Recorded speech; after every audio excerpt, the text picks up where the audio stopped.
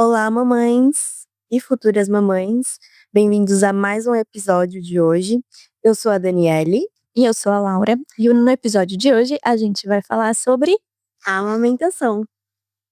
É isso aí, a gente vai trazer um pouquinho sobre os mitos da amamentação, quais são as dificuldades, o que a gente pode fazer para ajudar ou não. Sim, vamos falar também, algumas dicas, né, que as mulheres podem fazer para contribuir nesse momento da amamentação, como aumentar um pouco a produção de leite, ou se está com o ducto ali obstruído, o que pode ser feito, né, quais que são as mais comuns. As complicações mais comuns. Né, mastite, enfim, a gente vai falar um pouquinho de tudo. É isso aí, então coloca o seu fone de ouvido, pega o seu café e vem conversar com a gente. Vamos começar sobre os mitos e verdades da amamentação? Vamos começar falando um pouquinho sobre isso, então. Como é que funciona na gestação? A amamentação começa lá, não começa? Como é que funciona isso? Bom, o processo da amamentação em si, não da amamentação, mas a fisiologia ali da produção do leite, né, da modificação da mama, já começa lá na gravidez. Então, essas mamas, elas já vão mudando o volume, a cor da areola vai mudando, os hormônios ali já vão trabalhando para começar a produção do leite. Então, tanto que na gestação tem algumas mulheres que já notam ali a saída do colostro, que a gente chama, né, que seria o primeiro leite ali do bebê. E por mais que a mulher pense, não tá saindo leite, só tá saindo, né, um pouquinho, acreditem se quiser, mas o colostro ele é completamente rico, né, em nutrientes, tanto que a gente fala que ele é a primeira vacina do bebê, porque ele tem tanto nutriente que ele protege o bebê contra várias doenças, inclusive, né? Nutriente e anticorpos, né? Exatamente. É um leite rico ali em anticorpos que vem justamente para isso, para passar esses anticorpos para ser realmente a primeira vacina do bebê, a primeira proteção para aquele bebê. E aí, durante a gestação, então, como a Dani falou, o nosso corpo já começa a preparar essa mama para amamentação. E aí, lembrando do episódio anterior da gravidez que a gente falou, da ação dos hormônios na gravidez, né? Aí entra a progesterona e o estrogênio que vão preparar essas mamas, preparar os ductos para começar a receber o leite. E lá no terceiro trimestre a gente consegue começar a ver a saída do colostro em algumas mulheres. Se não sair também tá tudo bem, não se desespere. Mas a gente consegue ver também a partir da saída. Então, a partir da saída da placenta, quando o bebê nasce e a placenta sai, a gente vai ter um boom de prolactina. E a prolactina é o hormônio que é responsável pela produção de leite e a ocitocina é responsável pela ejeção, né, de espirrar o leite. Mas aí na gestação, eu preciso ficar espremendo para ver se tá saindo leite? Eu preciso fazer alguma coisa? Não é necessário ficar espremendo, até porque quando o bebê nascer, você ou a enfermeira que estiver com você vai te orientar. A gente fala que é a expressão, né, do mamilo, para ver se está a saída do colostro. Pode ser que ele não saia ali num primeiro momento, mas ele vai sair, tá? E inclusive o bebê, quando ele nasce, ele já nasce com uma certa reserva de energia. Então, nesses primeiros dias do nascimento, ele não costuma mamar tanto. E mesmo quando ele mama, mesmo com um pouquinho do colostro, ele já tem um grande valor calórico. Então, ele consegue manter o bebê saciado por mais tempo, né? Então, depois com leite que vai aumentando mais esse ciclo de amamentação. E é importante falar também que não só o valor energético calórico do colostro, mas também o estômago do bebê nesse primeiro mês, ele é o tamanho de uma cerejinha, gente. Vocês imaginam? Sabe o que é uma cereja? Imagina a cereja, aquela cereja pequenininha. O estômago do bebê é daquele tamanho, vai caber tipo 2 ml de leite ali, entendeu? Então é uma coisa assim que não é necessário muito leite. E aí até já um gancho aqui, a gente tá falando de colostro, mas o que é esse colostro? O colostro é aquele leitinho amarelinho que sai no começo, sabe? Logo que o bebê nasce, começa a sair umas gotinhas, e ele sai de gotinha justamente por isso, porque essa gotinha é o que sustenta o bebê, entendeu? Só essa gotinha já é suficiente para aquele bebê. Então é assim, não deixa ninguém ficar dando palpite na sua amamentação, chegar pra você e falar assim, olha, Dani, tá saindo só um pouquinho, tá? Mas é porque você não vai ter leite. Não é verdade, gente, tá? esse pouquinho é o que o bebê precisa naquele momento. Então, nesse momento que ele acabou de nascer. E depois, conforme demanda. Então, conforme esse bebê vai mamando, essa mãe vai estimulando a mama depois que o bebê nasce, o leite vai aumentar, o leite vai passar pelas fases de transição até chegar no leite final. Né? Então, acho importante a gente manter isso na cabeça nesse momento, porque eu sei que desespera, gente. Eu sei que é um momento que a gente fica assim, nossa, mas e eu digo por mim, assim, eu sou enfermeira, eu conheço de amamentação, eu sou doula, então eu já fiz consultoria de amamentação, faço inclusive, e eu lembro que no começo via só um pouquinho de leite, eu falava, Jesus amado, não vai sustentar essa menina vai morrer de fome, porque só tem um pouquinho, mas não é trabalhar na nossa cabeça de que aquilo é o suficiente para eles naquele momento, né? E período, inclusive, a gente chama de apojadura, que é essa transição, né, do colostro pro leite.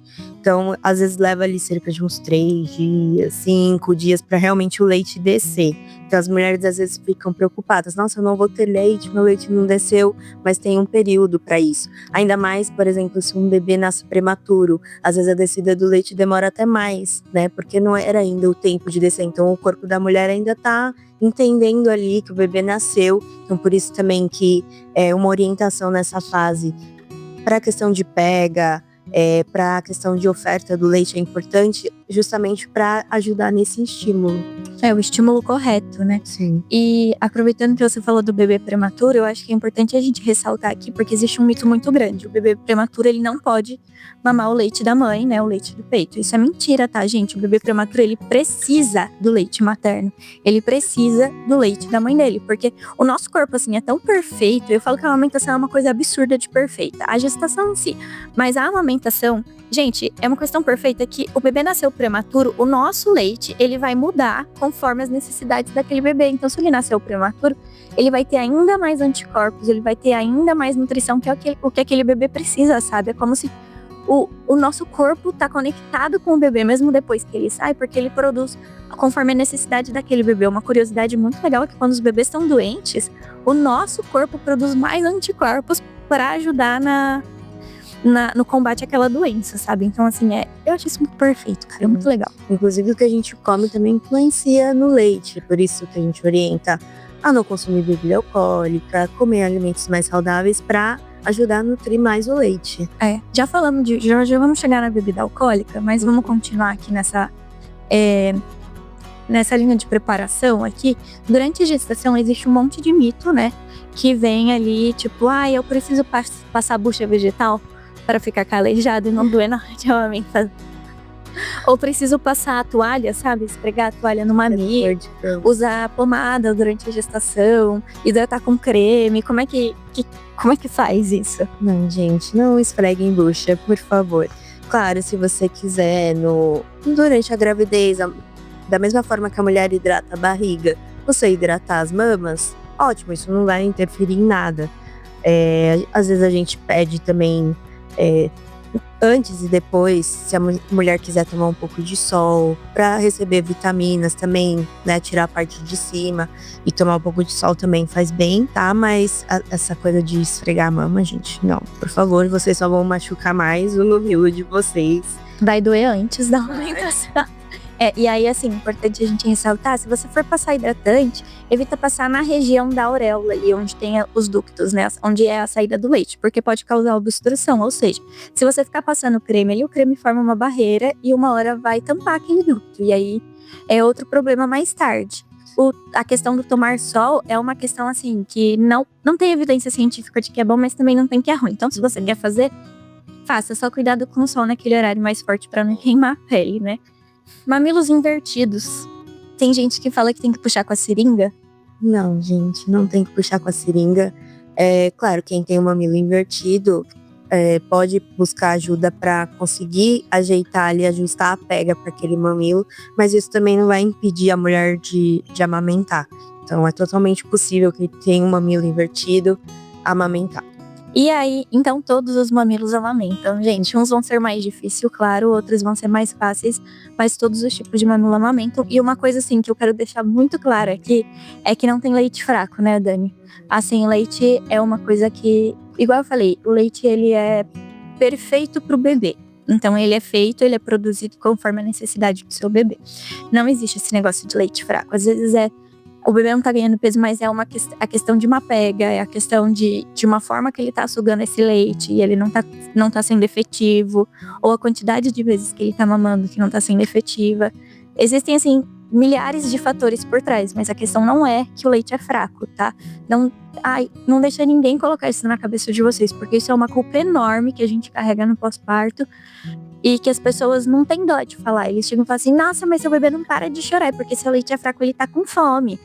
Não é, gente, tá? Bebê não chora só por fome. Por favor, assim, por favor, sejam muito gentis com vocês nessa parte, porque é um peso gigantesco que a gente carrega no pós-parto quando alguém chega e fala uma coisa dessas pra gente.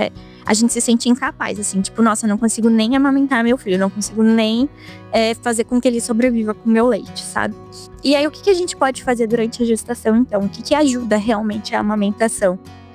Bom, primeiramente, não é porque a gente é consultora, mas procura uma consultora, uma enfermeira que te oriente sobre a amamentação antes do parto, para você já estar preparada. Te ensine ali qual que é a fisiologia da mama, qual que é o momento certo de descer o leite, qual que é a pega correta, porque como a Laura falou, às vezes não é o leite que é fraco. A maioria das vezes a pega está incorreta. E a pessoa não corrige aquela pega.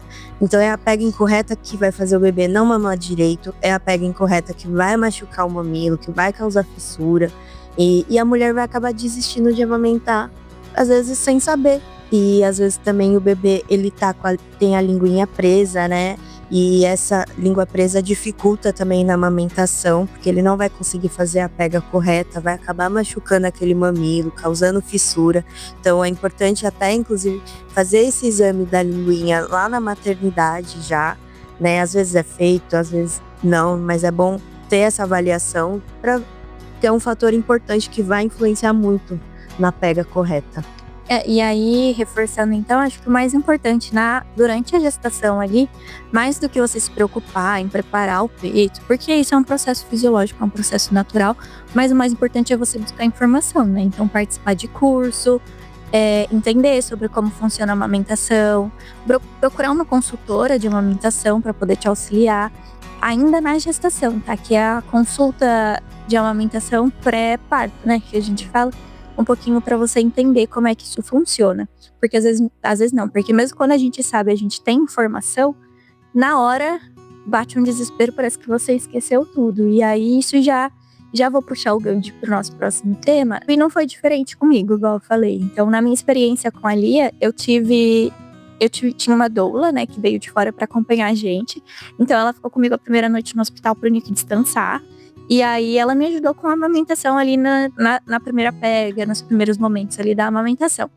Eu lembro que eu saí do hospital com uma amamentação bem estabelecida, tudo bonitinho, perfeito, mil maravilhas.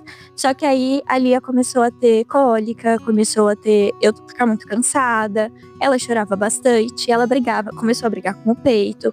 Então ela mamava e se contorcia.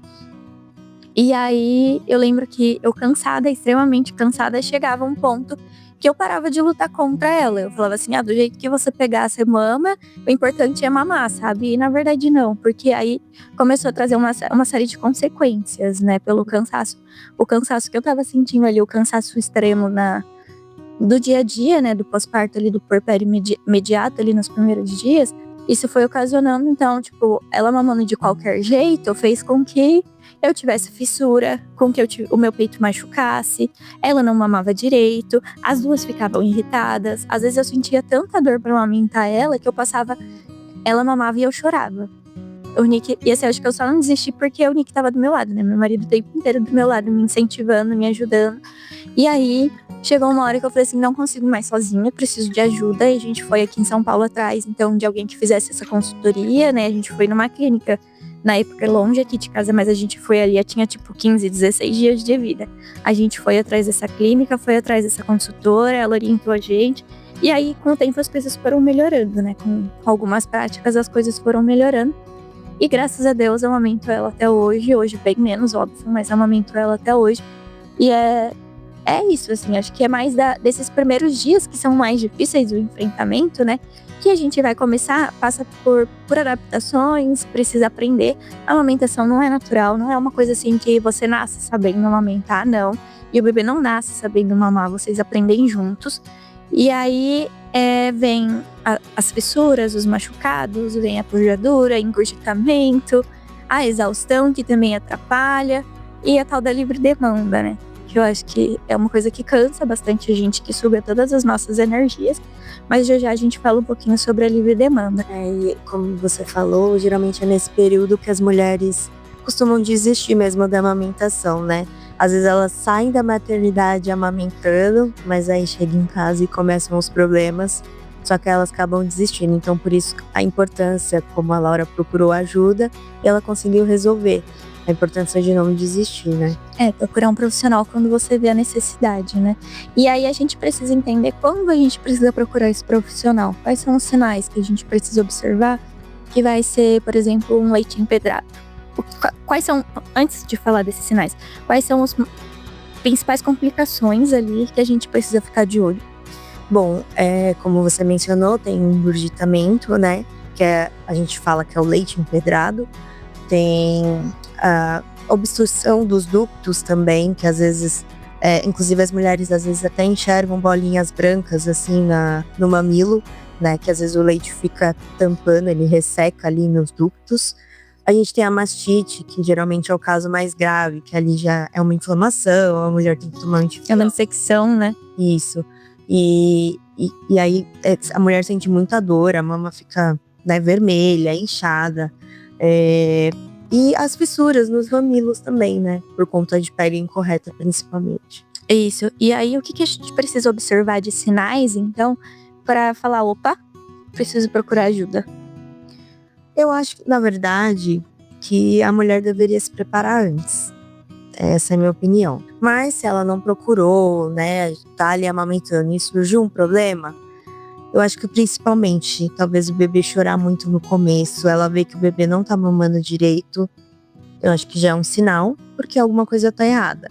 Ou esse bebê não tá conseguindo abocanhar esse mamilo direito, ou ela tá ali fazendo alguma coisa errada que pode estar influenciando. Outro ponto é esse mamilo começar a ficar muito machucado, tá saindo sangue, tá doendo pra amamentar, porque, gente, amamentar não é pra doer. Se tá doendo é porque tem alguma coisa errada também. No geral, né? Dor é um sinal. É um sinal de alerta. Então, não é pra ter dor em nada. Não é uma coisa comum. É um sintoma fisiológico de que tem alguma coisa errada, né? Sim, principalmente se a mama estiver muito cheia, você vê que não tá suprindo, o bebê tá chorando muito, mas sua mama tá cheia de leite, você dá a mama Você não tá conseguindo esvaziar. Isso aí é bom procurar ajuda. E aí, em casos mais que vão, né, já são sinais de alguma coisa mais grave na mama. Por exemplo, essa mama que tá muito cheia, você não consegue esvaziar, ela começa a ficar muito vermelha, começa a arder, ou às vezes coçar o mamilo, pode ser sinal, tipo, quando o bebê abocanha, a hora que ele solta arde bastante, pode ser sinal de candidíase mamária. Se você começar a perceber assim, tá muito vermelha, a mama tá quente, você tá tendo febre, tudo isso é sinal para você procurar ajuda, tá? Então eu deixa muito claro aqui, gente, a amamentação não é para doer, tá? Se tá doendo, você vê que tá machucando, passou da hora de procurar ajuda. Sim, e falando ainda um pouco sobre o engurgitamento, né? A gente orienta a mulher, como a gente até já falou aqui, a fazer a ordenha dessa mama, né? Pra ir eliminando esse leite acumulado. Porém, algumas mulheres têm costume de fazer isso debaixo do chuveiro, o que a gente não orienta. Por quê? A água quente do chuveiro vai fazer aumentar ainda mais a produção de leite. Então, se essa mulher quer eliminar leite, na verdade, debaixo do chuveiro ela vai estar aumentando mais. Então, não façam isso debaixo do chuveiro, ainda mais de água quente. Principalmente nesse momento de apojadura, né? Que, igual a Dani falou, é a descida do leite. Então, é quando naturalmente o seu leite vai aumentar. E se você tiver com leite empedrado, daí não faça isso lá na frente depois. Se você quiser fazer para aumentar a produção, porque vai ordenhar, porque vai guardar leite, beleza. Mas agora, nesse começo, é proibidíssimo, assim. Até se você ficar no banho muito demorado com o peito lá debaixo da água quente, já serve para aumentar a produção, tá? Então, muito cuidado com isso. Uma coisa que alivia essa dor do engurgitamento é fazer compressa fria. Não é gelo, é compressa fria. Tá? Então dá pra colocar um paninho, molha ele com água, deixa um pouco na geladeira e coloca no peito, por exemplo. Ajuda um pouco com essa dor aí que a gente sente, né? Não compressa quente, gente, por favor.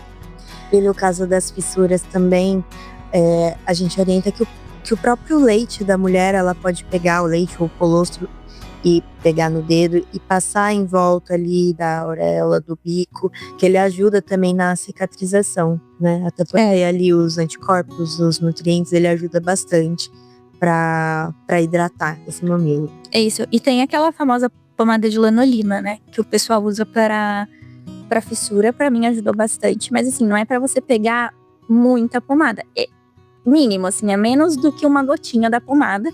E aí você vai passar na auréola, assim, em volta, onde estiver machucado depois que o bebê mamar. Pode fazer, só que é sempre de muito pouco. Porque se começar a passar muita pomada, muito creme, isso vai obstruir o ducto, tá? Então, passar pomada? Pode, mas de pouquinho, tá bom? Se possível, tirar o excesso antes de amamentar de novo, pro bebê não ficar tendo contato com a pomada. E aí, nessa fase, então, igual a gente já falou, a gente entra um pouquinho na livre demanda, né? O que quer dizer amamentar em livre demanda? Livre demanda é amamentar quando o bebê quiser mamar. Não tem hora, assim, né, estabelecida. Eu só vou amamentar daqui de 3 em 3 horas. Fixo, né? Não tem. Eu acho que não. É importante a gente falar que esse negócio de 3 em 3 horas, no começo ali, nos primeiros 7 dias de vida, é importante. Esse bebê ter um intervalo de até 3 horas pra mamar. Mas se ele quiser antes, você oferta antes e não tem problema. E não precisa ficar contando, porque o bebê mamou 50 minutos hoje. Não precisa, gente. Deixa o bebê mamar, ele vai mamar o que ele quiser, conforme for a necessidade dele. E lembrando que nem sempre o neném vai pedir peito porque ele quer mamar. Às vezes ele só quer o conforto, só quer um aconchego ali, um carinho. Isso também faz parte da amamentação. E às vezes o bebê, ele tá ali na mama e a mãe fala, ele tá com a boca aqui, mas ele não tá sugando o tempo inteiro. Mas o bebê, às vezes, ele precisa também respirar para ele continuar mamando. Então a mulher fala, mas ele não tá sugando, ele só tá parado. Mas às vezes é normal ele ficar esse tempo parado. É uma forma dele também, né, se recuperar ali pra continuar. E tem bebês que são preguiçosos, né, que eles realmente não mamam. Eles não querem fazer esse esforço de mamar, porque é um esforço muito difícil. E eles não querem ter todo esse trabalho pra mamar, então eles ficam só parados, mamam um pouquinho, para e dormem. Aí, pra esse bebê é importante a gente estimular, assim, tipo, faz uma cosquinha no pé, uma cosquinha nas costas, às vezes amamentar no claro, pro bebê entender que ele tem que ficar acordado pra mamar. Em alguns casos também, claro, se não tiver um dia muito frio, você pode tirar a roupinha dele, deixar ele mais, né, livre. Mais peladinho, peladinho. Porque o quente não conforta, né? Aí deixar ele sentir um ventinho assim, ó, pra ele dar uma acordada, né? E assim, gente, igual eu falei, a livre demanda, ela realmente causa exaustão na mãe. Principalmente no pós-parto, que é nesses primeiros dias, que é um momento de adaptação. Parece que a livre demanda, você só amamentou o bebê o dia inteiro, mas você morre de sono, porque isso a gente perde muito, não é que perde muita caloria, mas você tá passando muita caloria para aqueles bebês, para aquele bebê que você tá amamentando, e isso te cansa, isso não sobrecarrega, mas isso traz uma exaustão física e mental na mãe, sim, né? E aí isso tem uma das causas da sobrecarga ali que a mãe tem no pós-parto, é esse negócio da amamentação, porque meu marido não pode dar o peito por mim. Tem que ser eu, de madrugada sou eu que tenho que acordar lá e dar o peito para aquele bebê, sabe? Então, isso causa uma exaustão na mãe, que às vezes eu lembro que eu olhava e falava assim, nossa, eu não fiz nada o dia inteiro hoje, eu tô morrendo de sono, eu não consigo ficar acordada. Eu só amamentei essa criança e dormi, porque eu não consegui fazer mais nada. Isso é comum, mas também pode impactar a amamentação, né? Porque aí, igual a gente falou, é quando a mulher pensa em desistir. Sim, e o nosso psicológico, como a gente sempre fala em outros episódios, ele influencia no parto, ele influencia na gestação e na amamentação também. Inclusive na liberação de hormônios, né? Porque a ocitocina é o hormônio bom, é o hormônio da felicidade. E se você tá muito cansada, se você fica estressada, se você fica irritada com esse negócio da amamentação, sobe o cortisol lá em cima e inibe a ocitocina, né? Então sobe o cortisol, que é estresse, desce a ocitocina, que é felicidade, e aí essa amamentação só desanda. Então, assim, como que isso impacta a amamentação, né, negativamente? E aí, o que ajuda? Olha, acho que primeiro de tudo, se você tiver uma rede de apoio, né, que tá com você, que possa te ajudar nisso, é de extrema importância. Ter uma profissional para te orientar também. Se você já passa em psicóloga, continuar passando, cuidar da saúde mental é importante. Acho que esses são fatores principais, assim, para essa fase. E agora falando um pouquinho com a pessoa que acompanha essa mulher, né, a pessoa que está ajudando, a rede de apoio dessa mulher, Você pode ajudar, você não pode amamentar por ela, você não pode trocar de lugar com ela, mas você pode ajudar de outras formas. Então, por exemplo, pode trazer um copo de água enquanto ela estiver amamentando, porque amamentar dá sede, amamentar dá muita fome, pode trazer um lanchinho para ela comer. Eu direto comi enquanto amamentava e vivia caindo migalha na Lia. O Nick sempre me zoava, falava assim, nossa, você deixa a menina cheia de migalha. Porque é isso, assim, ela mamava e eu comia, ela mamava e eu comia e bebia água e suco e não sei o que. Eu comia o tempo inteiro. Então você pode trazer, você pode ajudar ela a ficar mais confortável. Você, como é uma demanda que ela não pode transmitir para você, né? Que ela não pode transferir para você, você pode ajudar ela com outras demandas que ela teria que fazer. Então, limpar a casa por ela, fazer uma comida, ajudar nessas outras questões, né? Para que a amamentação não se torne um peso para ela. Tipo, ela vai ter que amamentar aquele bebê o tempo inteiro, em livre demanda, e ainda vai ter que limpar a casa depois porque ninguém ajuda ela, vai ter que fazer comida porque o marido trabalha o dia inteiro e precisa comer. Outra coisa é o marido ou o acompanhante, né, que ficar à noite com essa mulher, por exemplo, ela vai precisar amamentar durante. E aí vai também de cada família ver a sua rotina, né? Um outro ponto importante também que eu queria mencionar, a gente tá falando muito da mulher que amamenta. Mas a gente também tem aquelas que talvez não consigam amamentar propriamente no peito, tá? Mas isso não vai deixar de fazer você ser menos mãe, por isso. Hoje a gente tem aí vários métodos também de amamentação, mesmo que você não consiga dar o peito. Tem ali o copinho também que é possível fazer no começo, então você pode tirar o seu leite, congelar e dar na mamadeira, enfim. Se você não tá conseguindo, porque infelizmente a gente sabe que vão ter aquelas... São realidades e realidades, sim, né? que não vão conseguir. Me pergunto também se quem tem prótese mamária pode amamentar. Depende do caso, tá? Vão ter casos que vão conseguir sim, tá? Dependendo do tipo de cirurgia da mama. Em outros casos, talvez não. Principalmente aquelas que tiraram, às vezes, fizeram mastopexia, né? Tiraram tecido mamário, às vezes acaba tirando glândula também. Pode ser que tenha uma dificuldade para amamentar. Mas isso também vai muito de caso a caso. Eu conheço pessoas que têm prótese e amamentaram normalmente. Muito do tipo de cirurgia que faz para colocação da prótese, Sim. né? E mama pequena? Amamenta?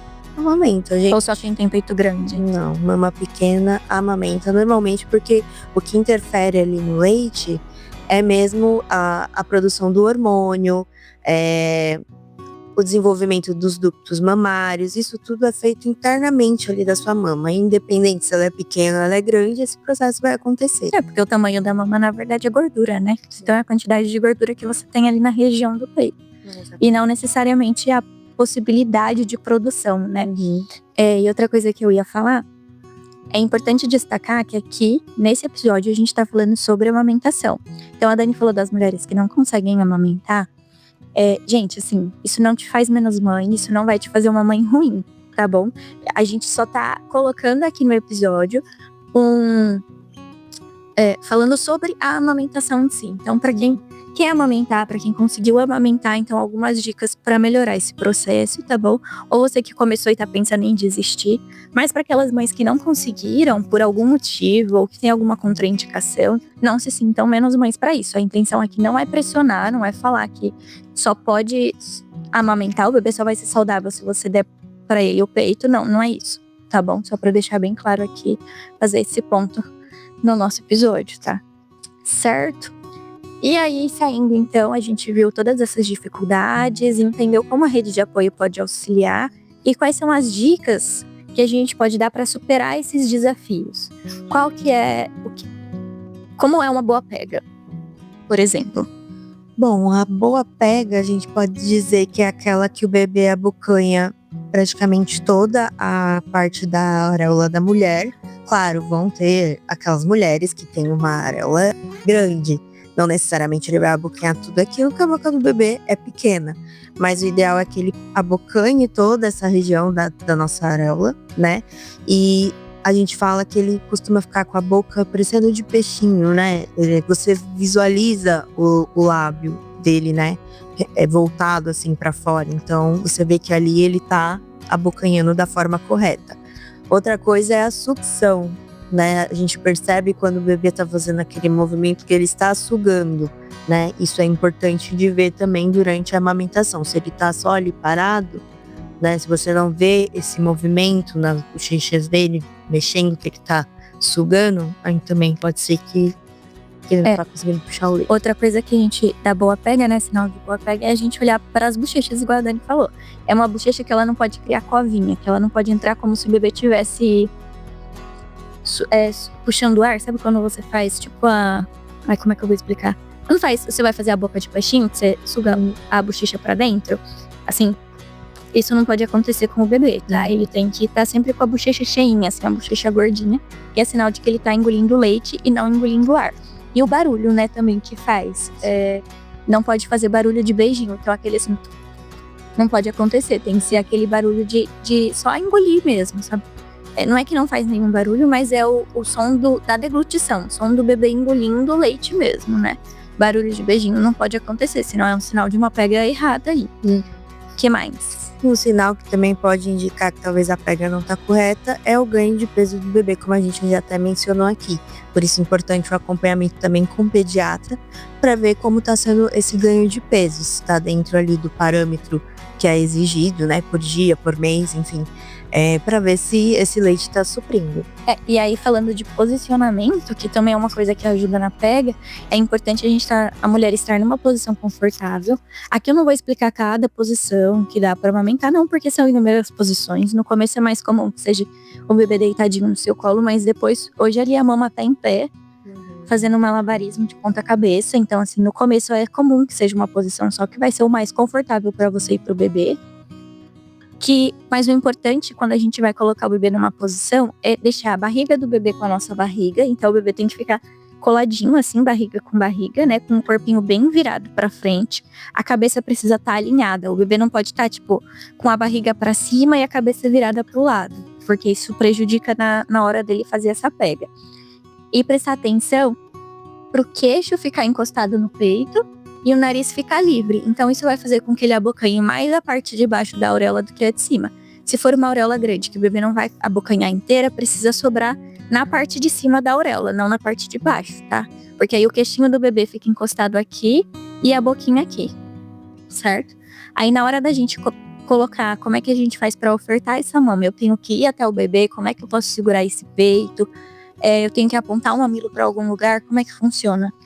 Bom, geralmente você pode segurar a mama como se você fosse querer apertar, né? Você faz uma pressão nela, assim, de baixo pra cima, como se fosse segurar um hambúrguer. Isso, segurar um hambúrguer, você tá querendo apertar ele, pra sair aquele queijo, vou derreter. Brincadeira, mas enfim, você vai apertar, aí você pode ou passar o seu mamilo na boca do bebê, estimulando ele, lábio superior, pra estimular ele na abertura da boquinha, pra ele abocanhar, né, esse mamilo e essa areola. Então você pode fazer esse estímulo de passar o mamilo na boquinha dele pra ele abrir. Passar o mamilo sempre assim de cima pra baixo, então do lábio superior pra baixo. Pensa que pro bebê abocanhar da forma certa, então pra ele pegar mais a parte de baixo da auréola do que a parte de cima, você precisa apontar o seu mamilo lá pro nariz do bebê. Então você vai apontar ele lá pra cima na hora de oferecer, e aí o bebê vai vir aqui abocanhar e ele vai pegar aqui. Então ele vai pegar da parte de baixo pra parte de cima. Isso é o mais importante, eu acho, de prestar atenção. E aí assim, o bebê veio, você apontou pro nariz, mantém apontado pro nariz até que ele feche a boquinha no peito. Porque senão às vezes, apontei pro nariz lá, e aí o bebê chegou perto, a hora que ele chegou perto eu soltei e foi de qualquer jeito. Isso também atrapalha, tá? Eu acho que assim, só no áudio é um pouco difícil da gente explicar, mas é mais ou menos esse é o caminho, né, para uma pega correta. E aqueles pontos que a gente já comentou para prestar atenção. Mama grande não sufoca o bebê, né? Importante a gente falar, é muito de ajuste de pega.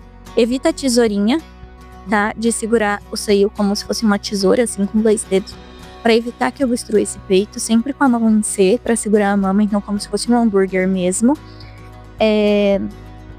Que mais?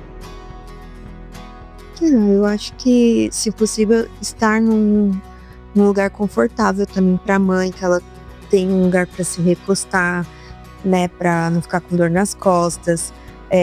fazer uma certa alternância das mamas também, né? Não amamentar sempre em uma mama só, também é importante.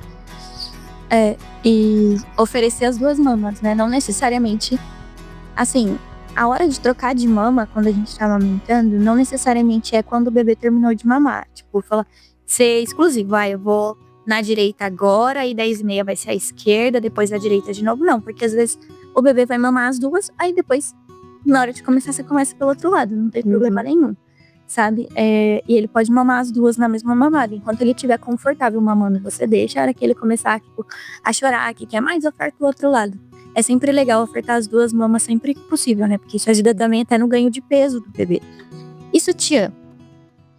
Bom, o que você recomenda? Sutiã o mais confortável possível.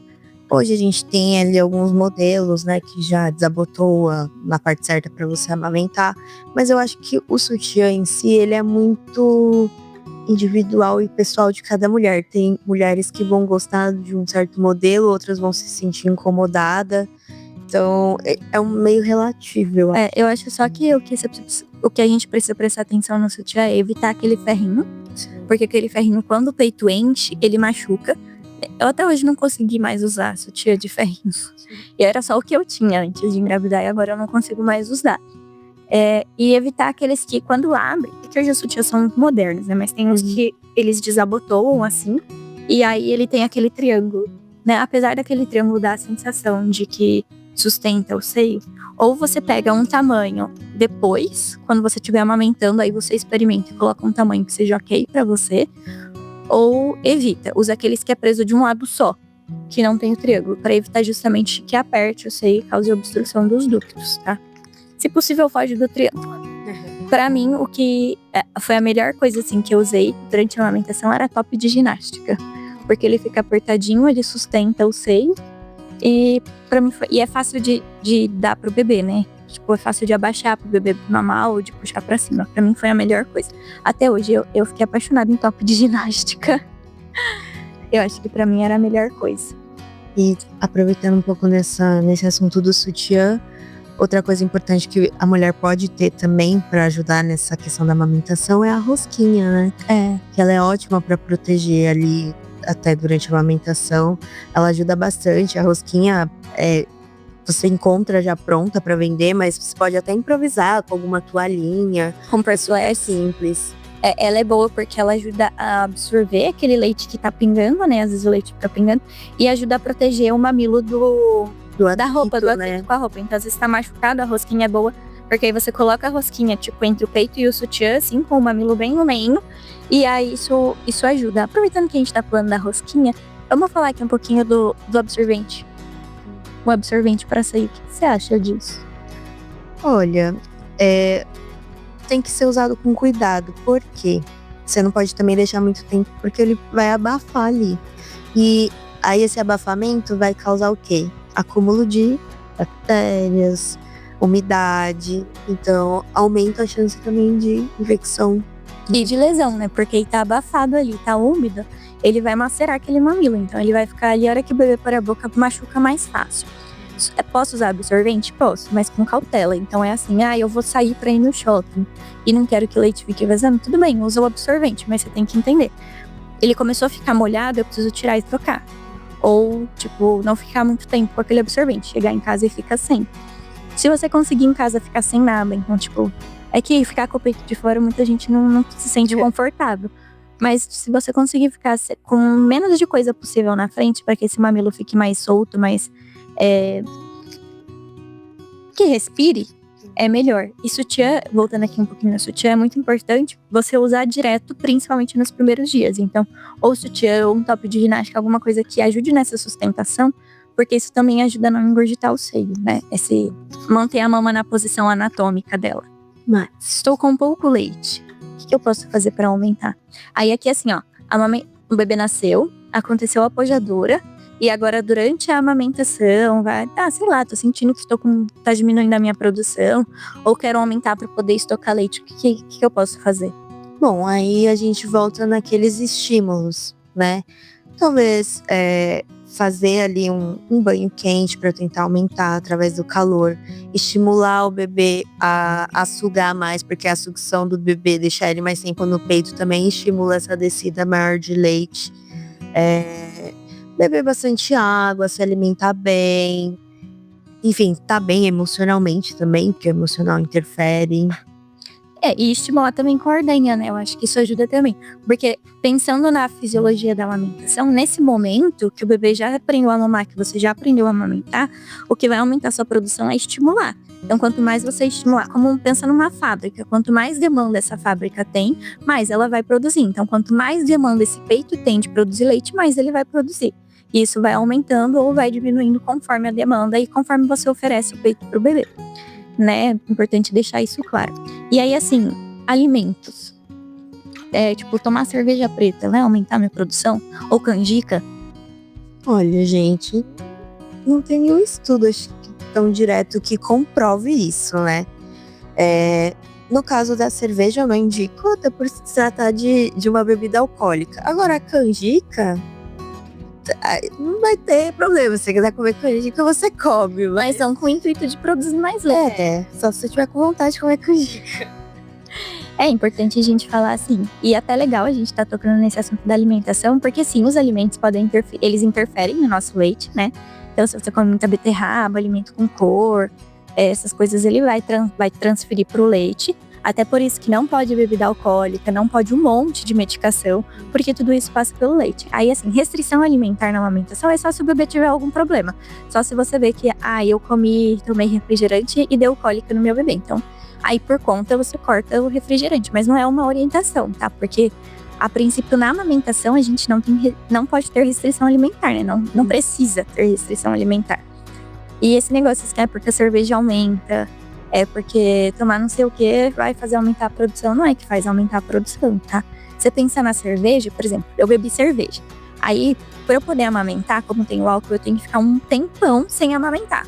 E aí e a cerveja é puro líquido, né? Tanto que quando você bebe cerveja, você vai muito fazer xixi. Então, assim, é um líquido aumentado que vai fazer aumentar a sua produção. Porque você pode beber mais água, por exemplo. E aí a água, assim, quanto mais líquido você ingere, mais leite você produz também. Então isso é um ponto, assim, desmistificando essa frase da avó, bebe cerveja preta para aumentar a produção. Não é bem assim, tá?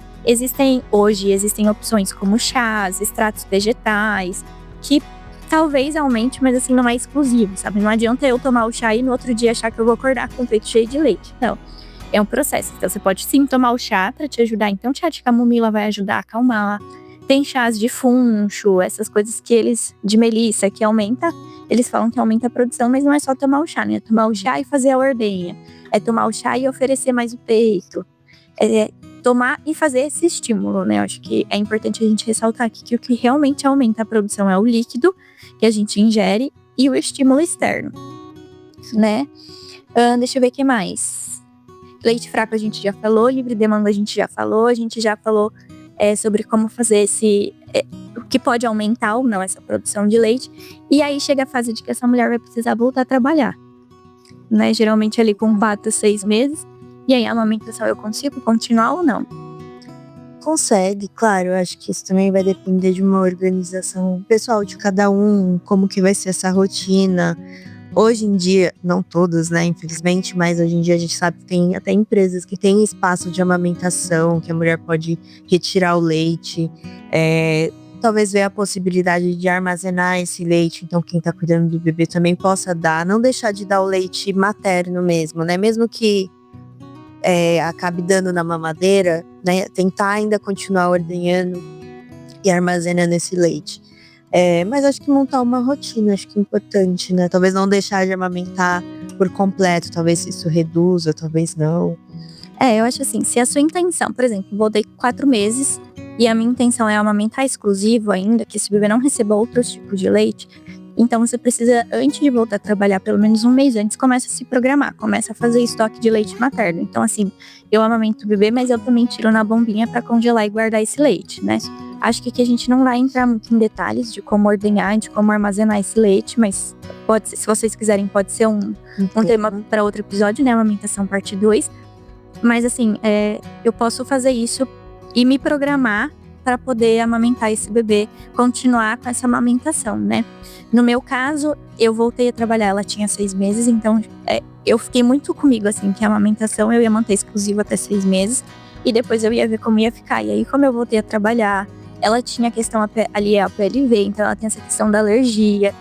Tinham vários fatores ali que estavam interferindo na minha amamentação. Eu falei assim, gente, eu, Laura, não consigo mais ficar exclusiva. Então eu não tinha, quando eu comecei a trabalhar, não tinha como eu parar pra ficar tirando leite. Então, e ela já tinha 6 meses, então não entrava mais na lei de entrar ou sair 1 hora mais tarde.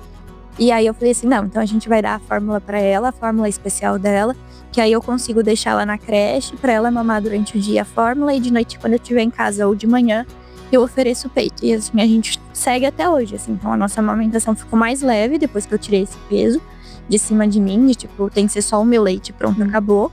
Depois que eu tirei essa culpa, né, de dar fórmula pra ela, a amamentação ficou mais leve, porque eu fui entendendo que isso não me fez menos mãe, assim. Eu ter oferecido a fórmula pra ela não me fez menos mãe. E pra mim era um peso super gigante, principalmente por eu ser da área da saúde, né, por eu ser enfermeira, por eu ser obstetra e ter esse conhecimento de que o leite materno é bom. E aí é isso, né, cara? É tipo, a culpa que a gente carrega em cima da gente pra ser perfeito, assim, que existe em volta da mãe na maternidade, de ser a mãe perfeita, de que tudo tem que ser perfeito, ainda mais hoje que se fala muito sobre amamentação, e assim, cara, dar fórmula ou dar uma mamadeira não diminui a sua culpa, sabe? Não diminui o seu ser mãe, né? Isso não é pra te causar culpa, fica tranquila. Porque você tá fazendo o melhor pro seu bebê e pra você, né? Acho que o mais importante da amamentação é que os dois estejam bem, mãe e bebê. Não adianta nem se sobrecarregar para atender uma demanda e isso acabar até piorando, porque se você também não estiver bem, estiver cansada, porque você tá ali sempre se matando, sua amamentação também não vai ser efetiva. E não vai ser bom, você não vai ter aquele vínculo gostoso que é ter a amamentação, né? Amamentar o seu bebê. E aí aqui, só pra gente ir encerrando o nosso episódio, o bebê, vamos falar aqui de amamentação exclusiva um pouquinho. Até os 6 meses é recomendado pela OMS, Sociedade de Pediatria, Ministério da Saúde, que o bebê mame exclusivo leite. E aí, quando a gente fala de exclusivo leite, eu preciso dar água pra ele? Bom, tem a parte da introdução alimentar ali depois de um período, mas o leite ele já nutre, né? Ele faz esse papel também da água, vamos dizer assim, nesses 6 meses. Então, a princípio não. Claro que depois vão ser iniciados a introdução depois dos 6 meses, depois dos 6 meses, você pode introduzir a água nisso. Mas a partir do momento que ele começa a comer comida, a gente precisa introduzir a água, tá? Então, assim, deu 6 meses, eu vou começar a dar comida pra esse bebê, eu tenho que começar a dar água também, porque vai precisar e, consequentemente, ele vai mamar menos porque ele tá comendo também, né? Comida de verdade. Sim. Mas até os 6 meses é interessante que seja amamentação exclusiva. Pode estar o dia mais quente do mundo, o seu leite é o que esse bebê precisa, tá? É o que é suficiente pra ele. Uma coisa muito legal que dá pra fazer em dias muito quentes, ou até pra quando tá nascendo dentinho, é pegar o leite materno e congelar. Fazer o tetolé, né? É um picolé de tetê. Dá pra fazer isso, é muito legal também, tá? Aquelas forminhas de picolé de criança, sabe? Coloca ali, higieniza bem, coloca o leite ali e oferta pro bebê em dias mais quentes. Lá pra ver se é agora que a gente vai entrar no verão em breve e já prepare o seu tetolé para os seus bebês. Eu acho isso muito bom, gente. Eu acho sensacional. Então é isso. Chá também não precisa dar pros bebês, tá, gente? Por favor. Bebidas, na verdade, é recomendado que bebidas adoçadas, chá, suco, essas coisas só depois de 1 ano de idade, né? E é isso. Eu acho que, em resumo, era isso que a gente tinha pra falar. Se vocês tiverem mais alguma dúvida, mais alguma coisa que vocês queiram saber, se quiserem uma parte 2, deixem nos comentários pra gente, manda mensagem lá. Amamentação é um tema muito extenso, a gente sabe que tem muito assunto, muitas dúvidas. Então, deixem nos comentários, mandem pra gente, que a gente vai tentar responder. Se vocês quiserem também, se vocês se sentirem confortáveis, mandem os seus relatos de amamentação, porque igual eu falei um pouquinho do que eu passei, assim, foi 10% do que eu passei com a amamentação, da minha história com a amamentação. Inclusive, no meu perfil, lá no Instagram, tem o meu relato de uma forma mais completa, se vocês quiserem acompanhar, se vocês quiserem saber um pouquinho mais. Mas assim, como esse foi 10% do que eu passei, pode ser que você tenha passado por uma coisa parecida ou por uma outra situação que vai ajudar uma mãe. Às vezes você teve uma mastite. Conta pra gente como foi a sua experiência. manda o seu relato pra gente. Pode ser aqui no comentário ou lá no inbox do Instagram, né? Que a gente pode estar compartilhando aqui com outras mães. Acho que essa é a questão da conversa, né? É vocês contarem pra gente a experiência de vocês, pra gente trazer essa experiência pra outras mães. Acho que é bem importante. Bom, e esse foi o nosso episódio de hoje, então. E a gente se vê no próximo episódio. Poxa, Dani, você não vai pedir pra compartilhar? Ai, é verdade, gente. Eu já ia dar tchau sem terminar. Então, gente, assista o nosso vídeo, compartilhe, curta, comente. Siga a gente também nas redes sociais, a gente sempre deixa aqui. Então, manda pra quem tá amamentando, manda pra quem é rede de apoio, manda pro papagaio. E tá preocupada com a amamentação, pode mandar. Pede pra mandar mensagem pra gente também. Contratar os nossos serviços. Que a gente tá sempre à disposição. É isso, e agora sim, a gente encerra esse episódio. E beijo. Nos vemos na próxima.